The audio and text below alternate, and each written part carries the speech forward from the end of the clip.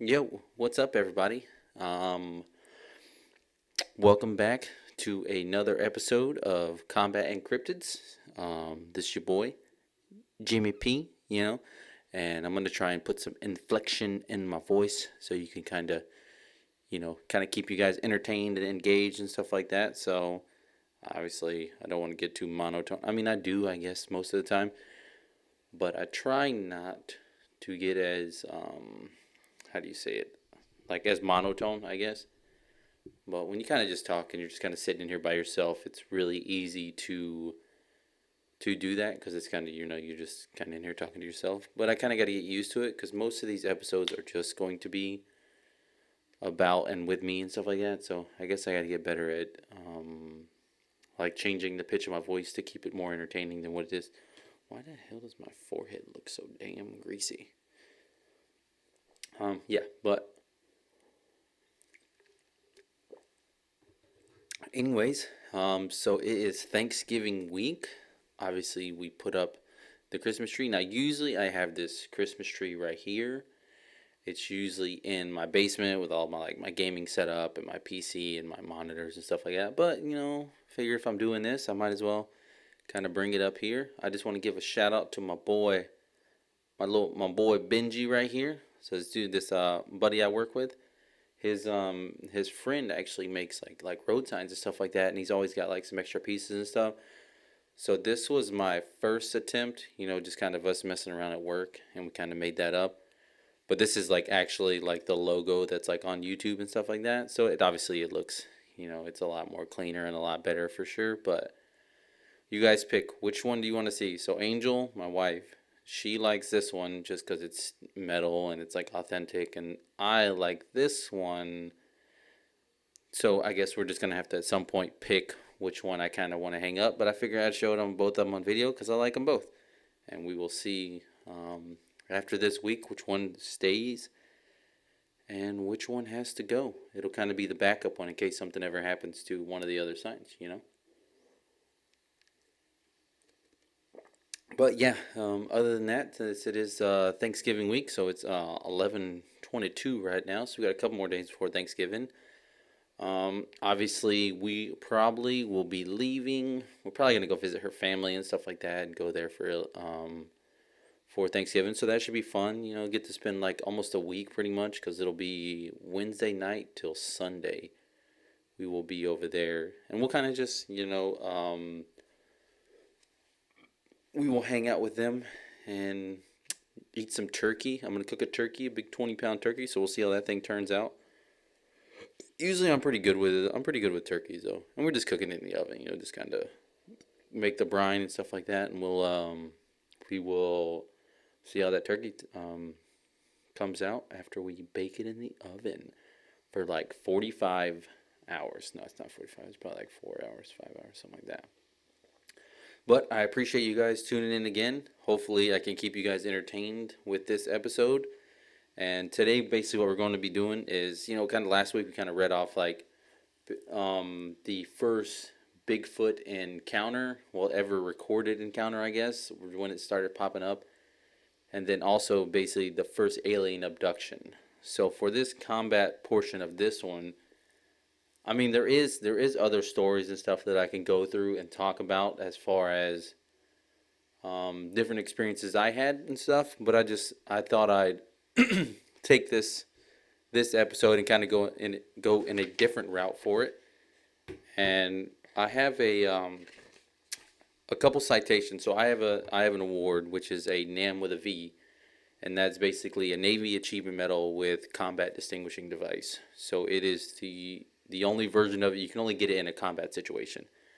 So you can't, like, a lot of people have normal NAM with NAMs, just regular NAMs that you get like in like when you're just with your unit, stuff like that, for like packing supplies like exceptionally well and stuff like that. But this one's with a V. With the V, is it distinguishes it differently from a regular NAM. So I have that citation, and I figure I would, at the end of this, I will kind of just read that one off and kind of just tell you guys kind of how, you guys already know the story of how most of it that I got, but it sums it all up basically and how the award was read and stuff like that. So it's a pretty good. It's a pretty nice award. A lot of people don't have it, and the people who do have it say they never won it. So it's kind of a hit or a miss with that, you know. But it's still fun regardless. And we got the windows open today, so we got some nice sunlight coming through. At least for another hour, we have some sunlight. So for now, we'll just leave the blinds open. No need for the lights or anything like that, or the ring lights and stuff. So we'll just go off of what the sunlight's showing.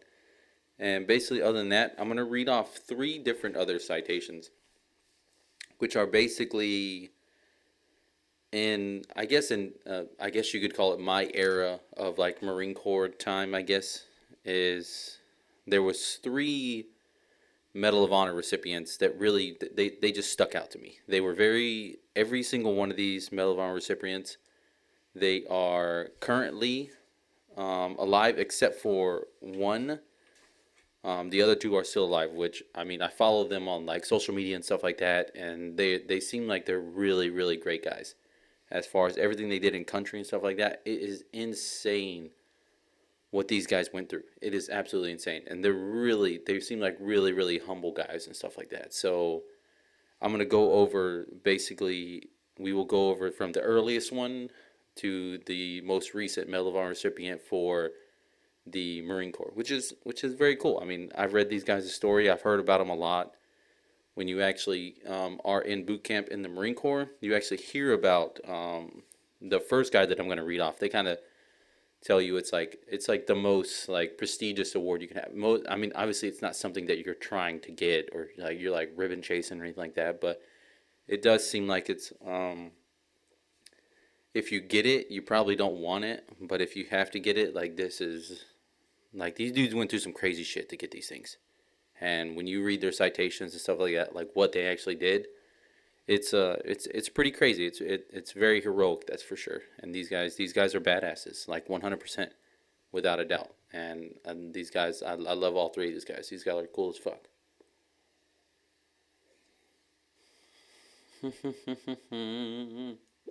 So basically, we'll start it off. So I'm sure if anybody's in the Marine Corps and you've ever went to boot camp at some point, the first one that you always hear about is Corporal Jason Dunham, which is this picture of, oh shit, I'm covering his face. This is a picture of the dude, and he is probably, and he's a badass dude, and basically I'll just kind of read through and just kind of go over his where he was from and stuff like that, and then kind of go over his abbreviated citation, which I didn't get is every other award. Oh wait, no, it does. Yeah, it's got his award. Oh shit, it's got the whole thing. Which one? I think it was Kyle Carpenter's. That's a little different. For some reason, his was different in like the setup and the way that they did it. But we'll never. It'll be all right. We'll figure it out. We'll wing it. Either way, they're all three badasses, so it doesn't really matter at this point. So anyway, so yeah, Jason Lee Dunham. He was born in 1981 and obviously he died in 2004. Um, so basically, Jason Dunham was a corporal in the United States Marine Corps who was posthumously awarded the Medal of Honor. So posthumous, that means basically after you died, you get the award. So it's obviously it's you sustained some injuries or got killed in action, and you basically get the award after the fact. And the weird part about it is most of these awards and stuff like Medal of Honor recipients, or even the one that I got, like they take years to process because they have to go through so many avenues to get to a point where they're saying like, hey, yeah, I will allow you to have this, I guess is the best way to describe it. So basically, he was awarded this posthumously. I hope I'm saying that right. Awarded the Medal of Honor for his actions while serving with 3rd Battalion, 7th Marines during the Iraq War. So that's OIF. While on patrol, his unit was attacked and he deliberately covered an enemy grenade to save nearby Marines when it exploded. Dunham was gravely injured and died 8 days later. So basically, Jason Dunham was born on November 10th, 1981 from Skeo, New York, and resided there with his parents, Dan and Deb, and 3 siblings, 2 brothers and a sister. He graduated high school in 2001. He played basketball for the high school team. Um, Dunham joined the Marine Corps in 2000 after graduating from recruit training on October 27th from Golf Company. Platoon 2092, he served as Security Force Sentry at Naval Submarine Base in Georgia until 2003. Um, in early 2004, Dunham was serving as a squad leader with 4th Platoon Kilo Company, 3rd Battalion, 7th Marine Regiment. 1st Marine Division, his unit was based in Karabila. I think is how you say that. I don't know, these like Middle Eastern names they're just all weird. So they're not, it's never like a Cleveland or anything like that. It's all weird.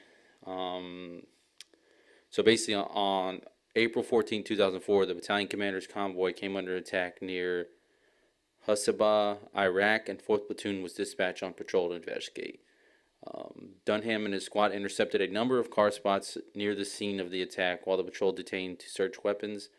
When the squad approached a white Toyota Land Cruiser and discovered AK-47s, the driver exited and attacked the Marines in an attempt to flee. Dunham's responded by closing in for hand-to-hand combat to subdue him. During the fight, the individual dropped in a 36 mil hand grenade. Dunham, to save the rest of his men, deliberately threw himself on the grenade, attempting to use his helmet. So basically, this dude took his Kevlar off to shield himself and others from the explosion. Warned the others to watch his hands. Dunham, the insurgents, and 2 other Marines nearby were all wounded by grenade fragments. Dunham was severely wounded by the grenade blast and was immediately evacuated. Within days, he arrived at National Naval Medical Center in Bethesda, Maryland, in a coma, where he was being treated for his injuries. After being diagnosed with brain damage and deemed unlikely to recover, he was taken off life support 8 days later. On April 22nd, 2004, shortly beforehand, Commandant of the Marine Corps, General Michael Hagee, presented Dunham with the Purple Heart. Dunham's parents were at his bedside when he died. He was buried in Fair Lawn Cemetery in Scio, Allegheny County, New York. In 2004, Mike M. Phillips, staff writer of the Wall Street Journal, wrote an amazing article for Dunham's actions that appeared on page A1 and the May 25th edition. From there, I don't know how long it took him to get his award. Oh, geez, so there it is. So he got it. So when did his... So wait, hold on, let's back up. Let's just get this all right. So yeah, that happened in 2004.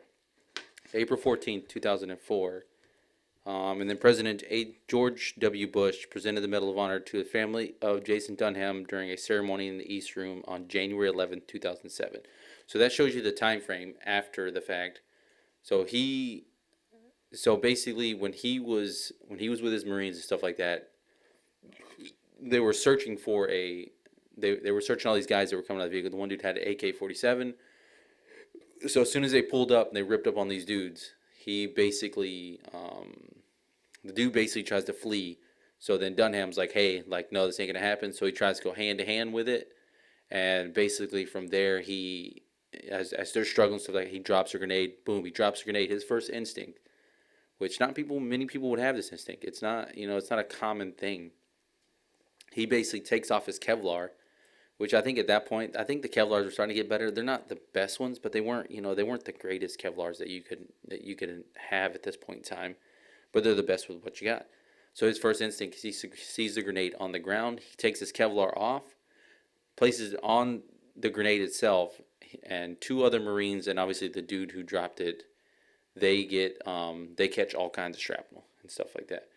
So basically, from when that happened in 2004, it took till 2007 for this whole paper trail, which I'm sure there's no rush to get this or anything like that, But it's just always weird to see like how long it takes to get these kinds of awards and citations and stuff. Oh, no. So yeah, so the Medal of Honor. So shortly after his death, Lieutenant Colonel Matthew Lopez, Dunham's commanding officer, began the process of nominating him for the Medal of Honor, the United States' highest award for valor in combat. On November 10, 2006, the dedication of the National Museum of the Marine Corps, President George W. Bush announced that Corporal Dunham would receive the Medal of Honor, making him the second recipient of the Medal of Honor for actions in Iraq, and the first Marine recipient for actions since the Vietnam War. President Bush presented Dunham's family with the Medal of Honor in a ceremony in the East Room on January 11, 2007. All right, so here's like the legit like the reading of the citation and everything like that. So this thing is pretty like it's crazy how, and you can tell somebody with a degree always writes these things up, because if it was just like a Lance Cooley or something like that, they're just nowhere near as in depth, and as they don't sound as good. So yeah, these citations are insanely the way they're wrote. So Corporal Jason L. Dunham, United States Marine Corps, for service as set forth of the following citation: for conspicuous gallantry and intrepidity, at the risk of his life, above and beyond the call of duty, while serving as Rifle Squad Leader, 4th Platoon, Company Kilo, 3rd Battalion, 7th Marines Reinforced, Regimental Combat Team 7, 1st Marine Division Reinforced, on 14th April 2004,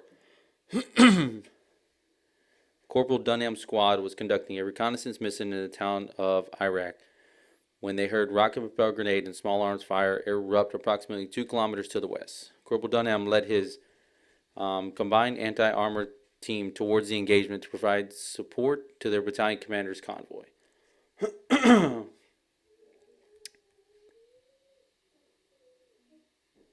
What the hell was that? Dude, there's so much weird stuff that's been going on around our house.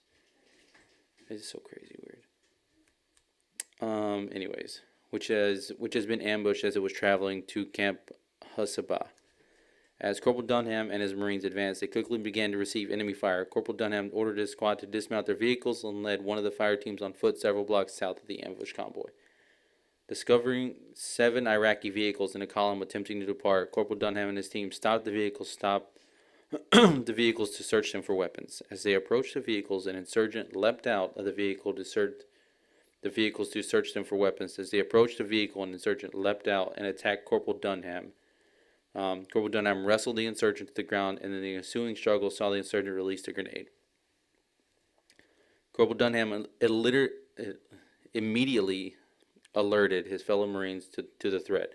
Aware of the imminent danger, and without hesitation, Corporal Dunham covered the grenade with his helmet and body, bearing the brunt of the explosion and shielding his Marines from the blast. In an ultimate selfless act of bravery, in which he was mortally wounded, he saved the lives of at least 2 fellow Marines by his undaunted courage, intrepid fighting spirit, and unwavering devotion to duty. Corporal Dunham gallantly gave his life for his country, thereby reflecting the great credit upon himself and upholding the highest tradition of the Marine Corps and United States Naval Service.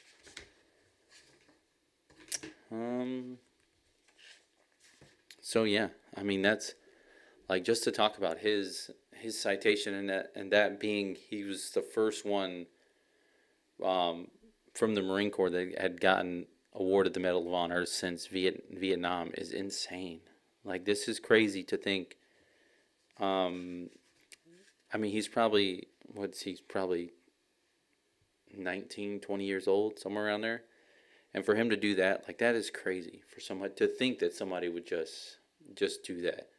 Just out of being in a third world country, you're there fighting a war that you don't even want to be at. And regardless of the situation he was in, he dismounts and goes and tries to help out the convoy, sees vehicles that are trying to leave. So obviously your first instinct is to think that like these have to be the bad guys, because there's no, like, most of the time there's not like those kind of areas where people are coming to kind of like if you're driving on that road, you try and get out there as fast as you can. If you're parked there when the shooting is going on and you pull up, your first instinct is they got to be a part of it. They're not just random people who are like hearing this gunfight and coming out and they're like, oh, let's go to Aldi real quick. Like, no. So obviously he stops all these people, and as soon as he stops one, obviously you can tell who the Taliban guys are, because the one guy with the gun, he tries to get away, and obviously he has a grenade on him. But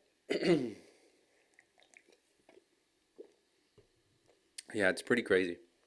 And when I joined the Marine Corps, the first thing they like, because they go over like the different rank insignias and stuff like that. And then they go over like the like the silver cross. They go over like the top three medals that you can get and stuff like that, like the Purple Heart and the Medal of Honor. And they always that when they talk about this thing, they always bring up his name as one of the like the most up like the highest like achievement that you could obviously have up to this point was done by him. And it was just crazy to hear that. Like you as you in boot camp, and you're there, you're 18 years old, and you're like, Jesus Christ, like you're thinking like, what the hell, what kind of a gun club did you get into? But once you get, when you get put into these certain situations, and you are in those kind of areas, and you're with other Marines, and you guys have the same mentality and that same kind of like that dog fight like mentality, like it's easy to do those kinds of things, and it's easy to make those kind of split second decisions to be in that kind of a situation. Like it really is. Because when you as you come out of boot camp, you go to your training, you do your schooling, you go to where you're stationed at, and you get to your duty station, and you start training, you start trying to get better at your job and make sure you're doing it right and you're doing it great. When you get over there, it just becomes like second nature. It's just as easy as turning on a light switch, flipping it on and off. That's what it is. So I mean, to see this, to join the Marine Corps and see this as your first, like, hey, like this is like that's what you want to be, and that's the person you're striving to be at that point as an 18-year-old kid. It could be the best thing for you, and it really humbles you up for how everything in the Marine Corps kind of shapes you as a man and as a person and stuff like that. And then, it really hits hard with those kind of things, because this guy, he probably didn't even know the guys that he was there with. He probably knew him for a couple of years. It's not like lifelong friends or anything like that.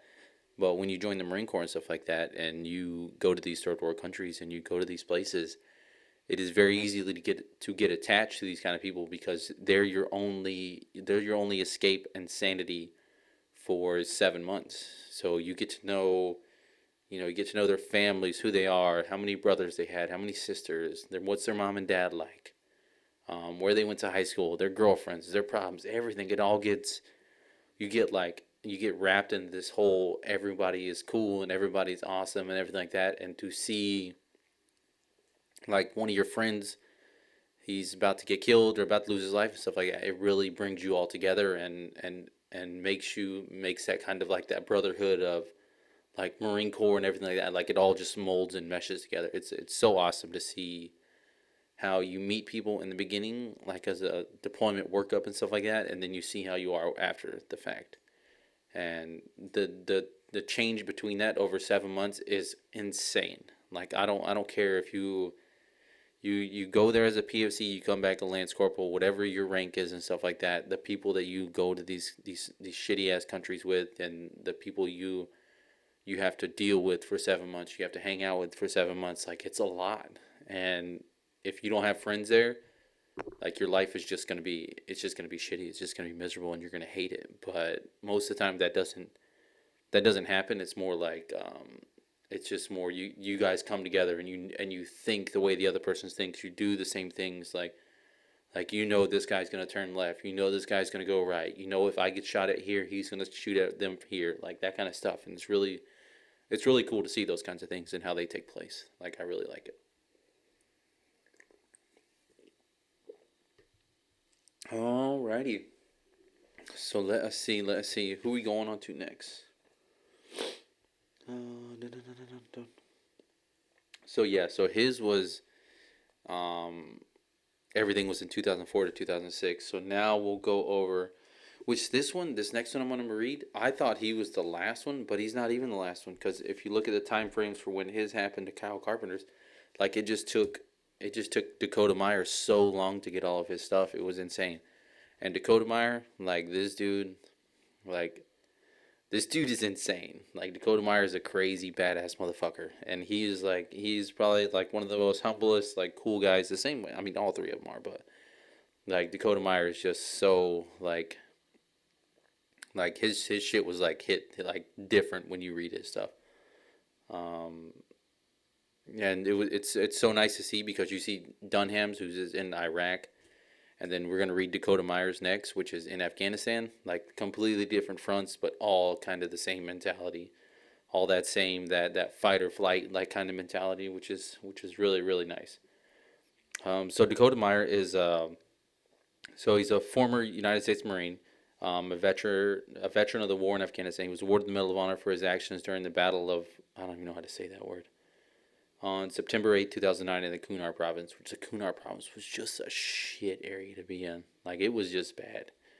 And Meyer is the second youngest living Medal of Honor recipient, the third living recipient for either the Iraq or the Afghanistan war, and the first living United States Marine in 38 years to be honored, which is crazy to hear. Like crazy. It's obviously not one that you want to get, but he just he kind of got to that point, and it's kind of where he's at now. Um, so here we go. We'll go over like his military service and everything like that, and then we'll go from there. So Meyer deployed to Fallujah in Iraq in 2007 as a scout sniper with 3rd Battalion, 3rd Marines. He gained national attention for his actions in Afghanistan during his second deployment in the Kunar province with the embedded training team. So an embedded training team is basically it's a small group of Marines, and it could be different. You could have, you obviously have a corpsman. You got some of them have like Army guys and stuff like that. They're all different. But basically, you're an embedded team, and it's basically like 5 or 6 of you, and you basically are there. You just most of the time it's just for training. Like you're trying to train like the Afghan national and stuff like that. So that's usually what these embedded training teams are doing. They're there to train like the Afghans to deal with their own shit, pretty much. Um, so on September 8th, which is so weird, it's like a couple days before September 11th. That's so weird. That's the time frame that this happened.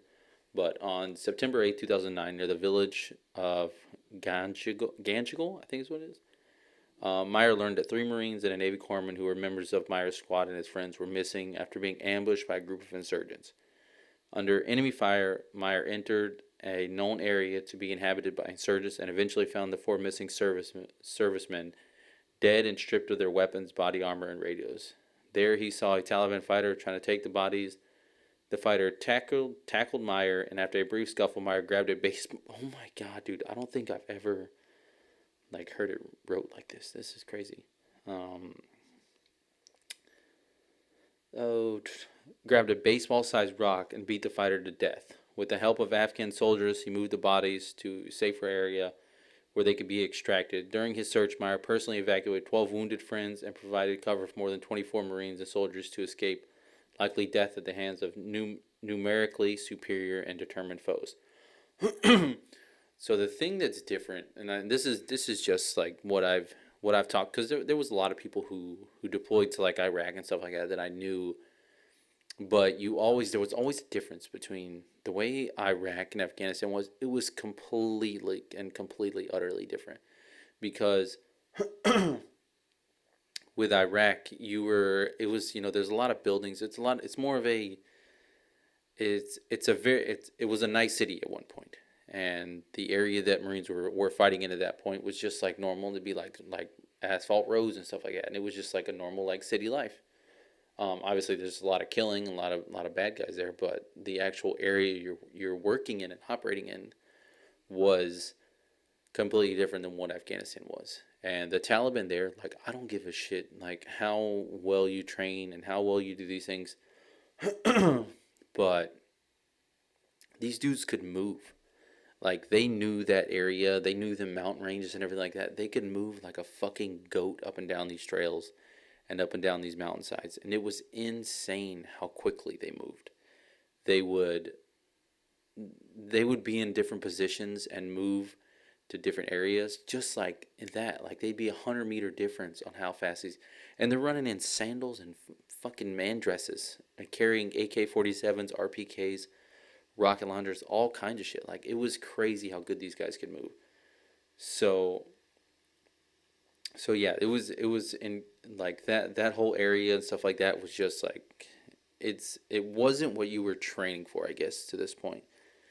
If you went to like CAX in California and stuff like that, a lot of the training you were doing there was it was all urban environment. So it was like a lot of buildings, a lot of structures and all that stuff.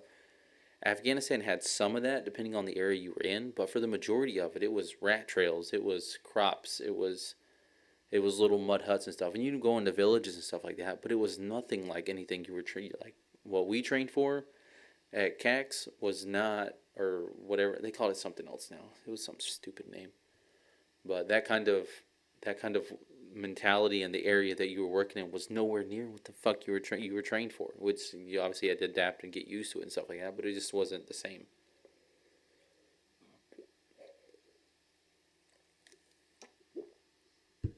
But yeah, so it was pretty crazy, that kind of area. So for these guys, the 4 U.S. servicemen that died in the ambush. So the first initial guys was First Lieutenant Michael Johnson. He was 25.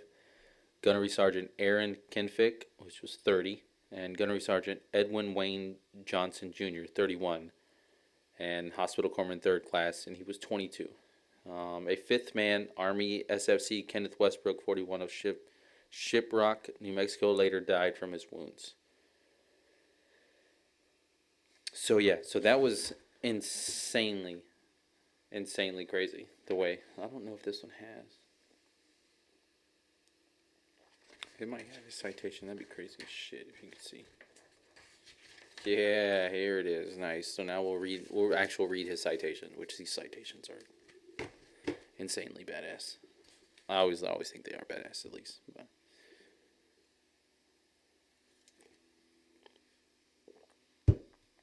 All right, so this is Dakota Meyer's Medal of Honor citation. So the President of the United States, in the name of the Congress, takes pleasure in presenting the Medal of Honor to Corporal Dakota Meyer of the United States Marine Corps for services as set forth in the following: for conspicuous gallantry and intrepidity at the risk of his life above and beyond the call of duty while serving with Marine Embedded Team 28, Regional Corps Advisor Command 37 in the Kunar Province, Afghanistan. On 8 September 2009, Corporal Meyer maintained security at a patrol rally point with other members of his team, moved on foot with 2 platoons of Afghan National Army and Border Police in the village of Gangel for a pre-dawn meeting with the village elders. No. Jeez, this one's a long one. Like a long one. Jeez, I didn't think it was this long. So, moving into the village, the patrol was ambushed by more than 50 enemy fighters, firing RPGs, mortars, and machine guns from houses, fortified positions on the slopes above. Hearing over the radio that 4 U.S. team members were cut off, Corporal Meyer seized the initiative. With a fellow Marine driving, Corporal Meyer took the exposed gunner's position in a gun truck as they drove down the steeply terraced terrain in the daring attempt to disrupt the enemy's attack and locate the trapped U.S. team. Disregarding intense enemy fire, now concentrated on their lone vehicle, Corporal Meyer killed a number of enemy fighters with mounted machine guns and rifles, some at near point at blank range, as he and his driver made 3 solo trips in the ambush area. During the first 2 trips, he and his driver evacuated 24 Afghan soldiers, many of whom were wounded.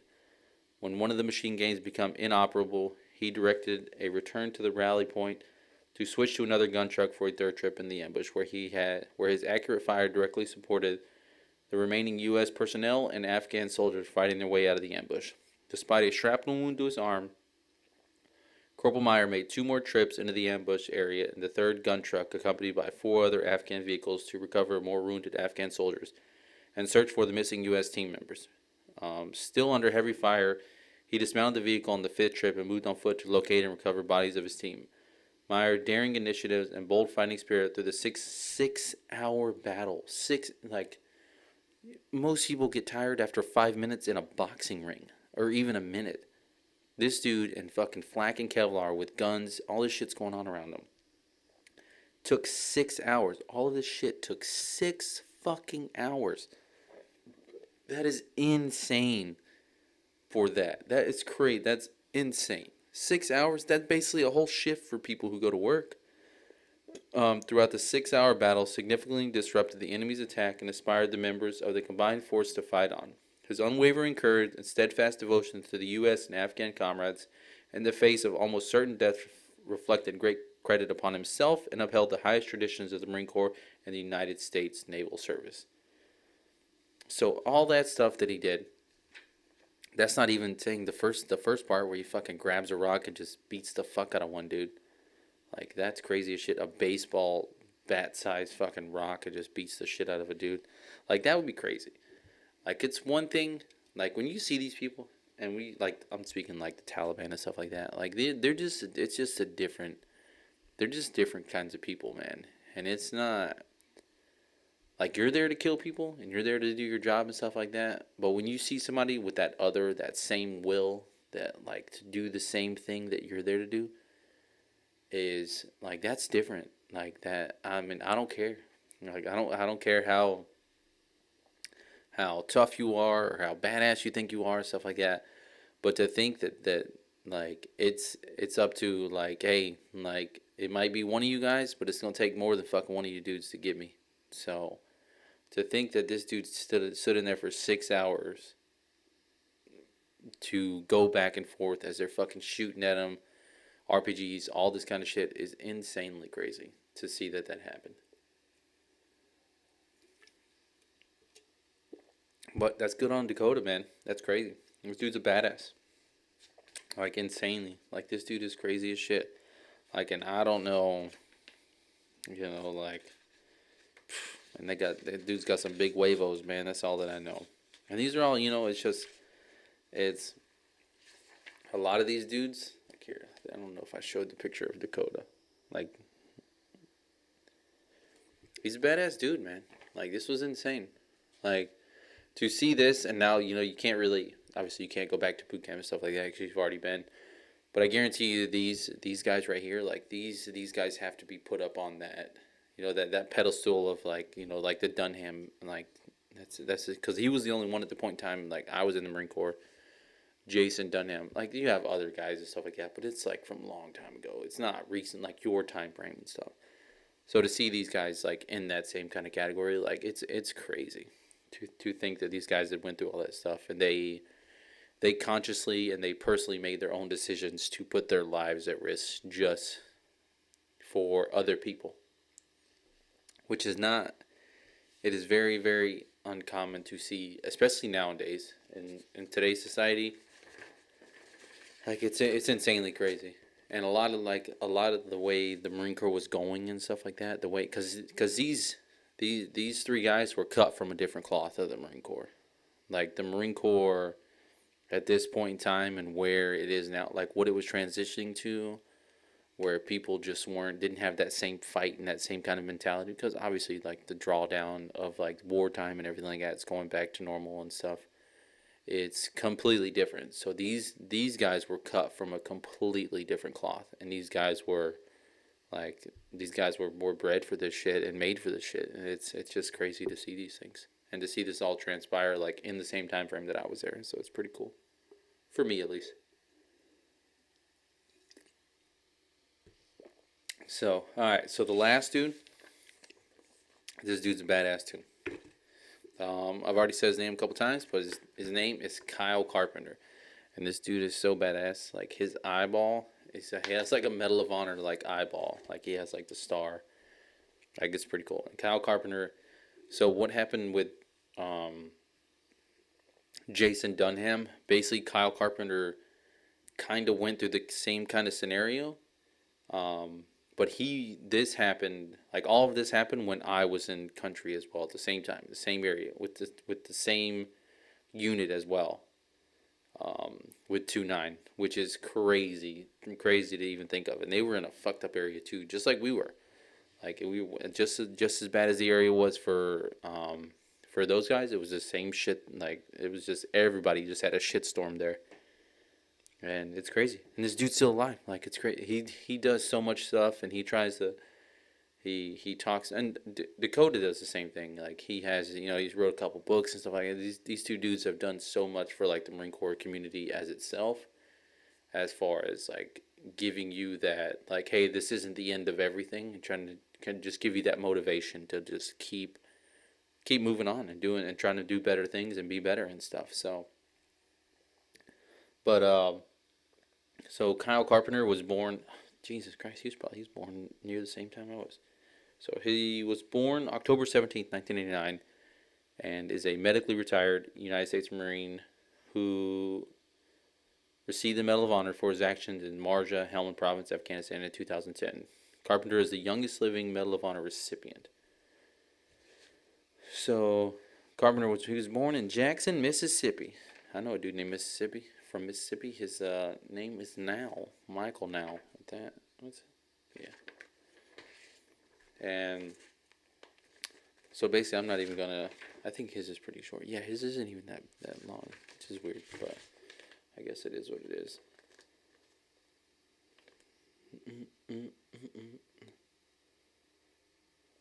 Oh my god. Oh no, at the same time. Okay, I was like, Jesus Christ, he just like graduated boot camp and just went straight over there. But now he was in for a minute, so it's good. So yeah, so we'll read. So Kyle Carpenter, he got fucked up by a grenade. I'm pretty sure is what happened.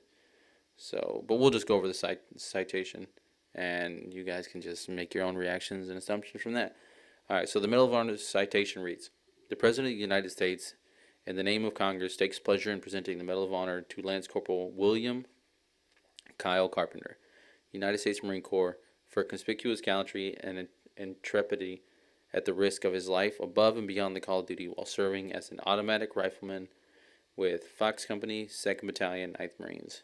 Regimental Combat Team, so RCT Team 1, and 1st Expeditionary Force forward in the Helmand Province, Afghanistan.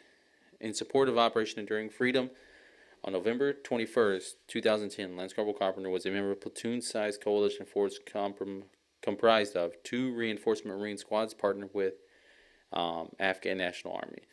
The platoon had established patrol base Dakota 2 days earlier in a smaller village in Marja district in order to disrupt enemy activity and provide security for the local Afghan population.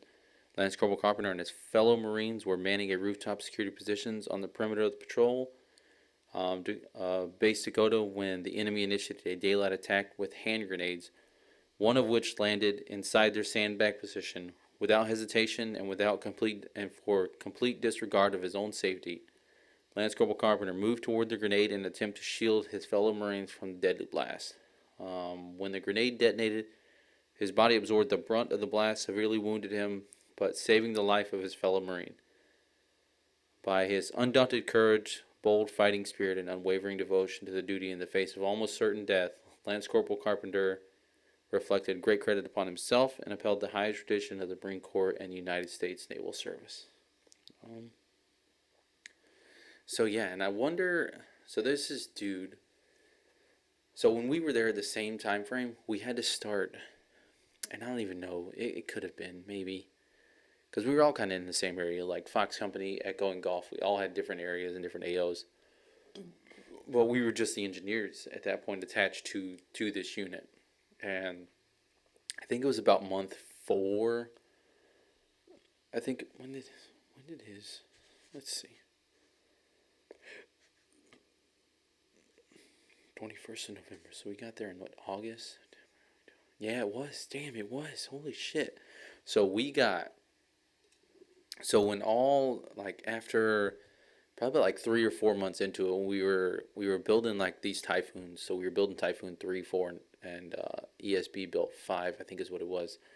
At some point, we had to switch what we were doing, and we had to basically put like mesh wire over the front of all the PBs and stuff, because there had been a lot of reports of a lot of Marines getting blown up from people throwing grenades over the wall and stuff like that, or throwing them into the PBs and stuff. And they had this dude named Belote who caught the bad end of the shrapnel to a grenade that was tossed over, and I thought that maybe that was the reason why, because it just happened too frequently. Like, as easily as people could be walking by outside of the area, or like people riding by on a motorcycle or whatever it is, or in a truck or in a vehicle, they could easily just stop, pull the pin on like 3 or 4 grenades, and just chuck them over the wall and just drive away.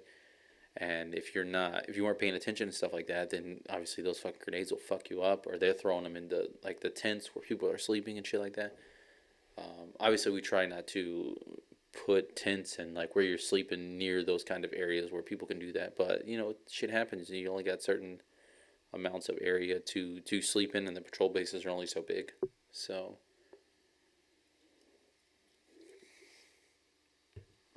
but I didn't know that. I didn't realize that that was about the same time that we had to start doing that, which we hated it too. We were so pissed because we basically put up all these patrol bases and did all this shit that we weren't even supposed to be doing. But after that point, we had to put the like it's like chicken wire shit over the front of it, so they couldn't throw grenades into them and stuff like that. So that's pretty crazy that that happened around the same time. Which I thought Kyle Carpenter's happened before Dakota. I thought Dakota Myers was after Kyle Carpenter's, but come to find out that Kyle Carpenter's happened the same time I was there, and a few years before that, Dakota Myers, because they tried the entrenched team. I'm assuming was their first attempt to kind of try and get things back in order in Afghanistan and stuff like that. But none of it ever really worked out. So they were obviously trying to. At that point, then you gear up and the whole war starts with Afghanistan and everything like that, and then yeah. But I didn't even know that's crazy that Dakota Myers happened before Kyle Carpenter's, and that's crazy. That's cool. It's cool. It's good. It's good to know. Good to learn. It's all a learning experience. This is all like everyone has their story and their reason why things happen and why they go through things. But it's nice to like I've heard of these guys and I've read up on like a couple stories about them stuff like that. But I've never read specifically their own citations. Like I knew the gist of what happened, but never read their citations. So it's nice to hear what they went through and stuff like that. All right, give me one second. I gotta turn this light on. It's getting kind of dark in here. Do do do do. Do do do do do. Oh wow, that light sucks. Light sucks. Alright, let's try and move this one over here. There we go.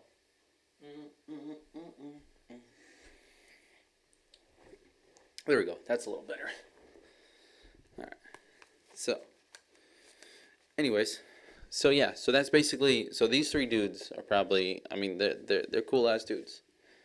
So they're definitely the kind of the embodiment of the Marine Corps and like that standardized. Like, hey, this is what you hope any Marine put in that kind of a situation would have done as well. So, but yeah, so Kyle Carpenter is one, Jason Dunham, and Dakota Meyer. So they're pretty bomb ass dudes. I liked reading their stories and hearing kind of their whole what they went through and stuff. So it's very nice. But yeah, I'm gonna throw a dip in and then we'll just read. So disclaimer: mine is nowhere near as cool or as crazy as those, but I mean mine's decent, but it's okay. It's not anything like that, but. Which trust me, I don't want those. When you get to a certain point in your age and your life and stuff like that, and you realize you reread your own citation and stuff like that, you're like, man, that shit could have went a lot worse, man. And for some people it does. We called them ribbon chasers, and there was always these.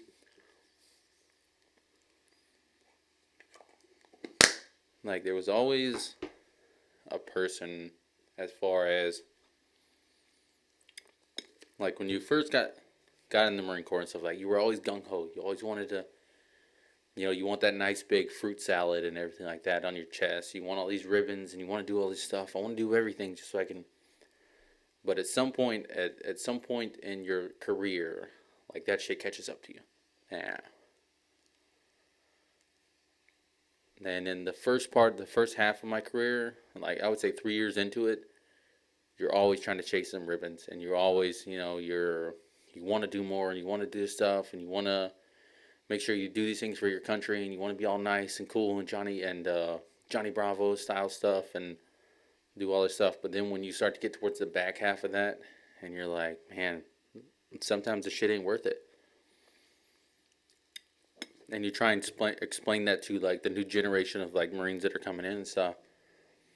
And sometimes it's sad to say that a lot of these people that, like I've said before, is people who go looking for trouble in the Marine Corps. If you're in that combat mindset, you're gonna go, like at that point you were going to Afghanistan, and if you go looking for trouble, chances are you're gonna find it, but the outcome is not gonna be worth it.